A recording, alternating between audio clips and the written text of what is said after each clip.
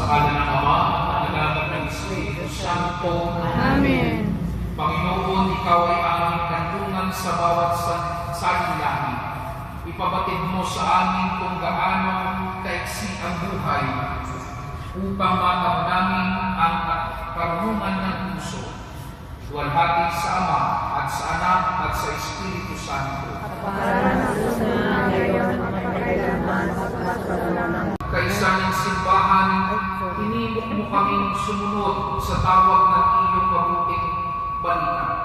Gawaran mo kami ng iyong mabago habang aming iyahanda ang mga abog na tanda ng aming paglalakbay sa Kwaresma. Ipagkaloob mo na kaming naglalakbay sa ilang ay makasumpong sa buhay ng muling pagsilang na may masidhing pagkauhaw sa katarungan. Ang aming nawa ayon sa inyong pagdadalo.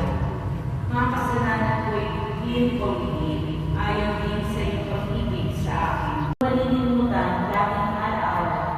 Sa iyo lang ako nagkasalang tunay, at ang ginawa nag-usa.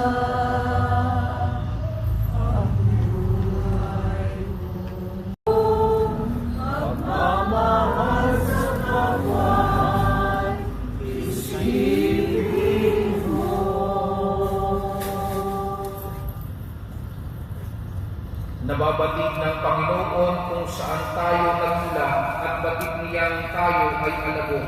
Hilingin natin sa Kanya na tayo'y matawagin at ilumin ang mga sugat na buhat sa kasalanan. Atin kong itutugon, Panginoon. At itulad mo maging saksi mo kami sa pang-araw-araw na buhay.